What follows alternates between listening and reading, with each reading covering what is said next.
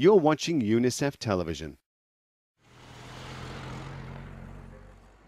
The people of Chengen village in southern Kyrgyzstan still clearing up after a massive mudslide that ripped through this community, wrecking scores of homes.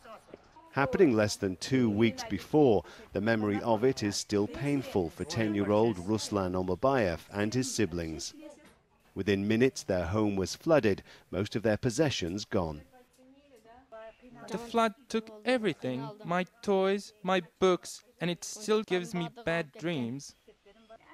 Looked after by their grandparents and neighbors while they wait for a new home, these are difficult times, but at least they escaped with their lives. I was away at the time, and my neighbors had to rescue the grandchildren through the windows at the back because the flood came so quickly. I have them to thank for their lives. In this country of dramatic mountain terrain, the changeable weather can present dangers with dramatic suddenness. Global climate change is likely to influence the severity and frequency of extreme weather events. The country is also highly prone to earthquakes.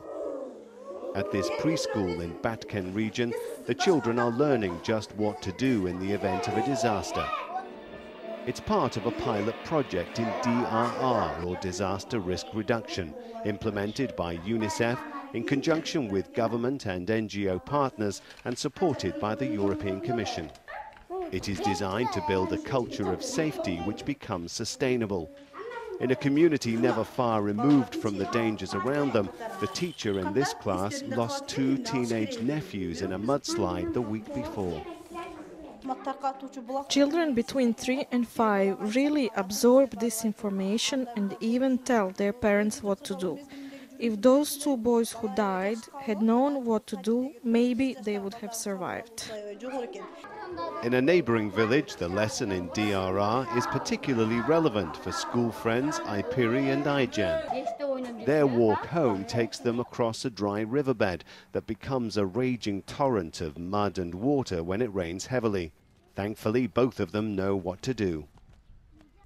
When we see the flood, we have to run for home and be with our parents, because the flood is bad and it can take you away. This is something very new for us. Before, children would run out panicking during an emergency, but now they know exactly what to do. There is a big difference when children know who to listen to, who to follow, and how to behave.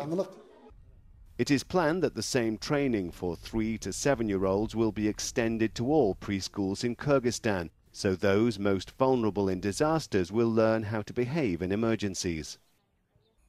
The most vulnerable during a disaster are the young people and elderly. Now we are doing a lot of activities with UNICEF on preparedness of preschool children. We conduct a lot of simulation in kindergartens.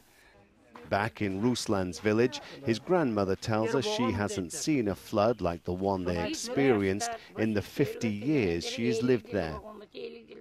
But at least the younger generation are now better prepared. In a neighboring house, 16-year-old Bolot and his grandmother managed to escape from their home and help others get out. When the mudflow came, we ran away to the neighbor's garden to save the small children from next door, and then went to higher ground. I knew we had to do that, because the TV emergency announcement tell you to. A generation growing up facing greater potential dangers and needing the skills to deal with them, relying on the people they can most rely on, themselves. This is Rob McBride reporting for UNICEF Television. For more information, go to unicef.org. Unite for Children.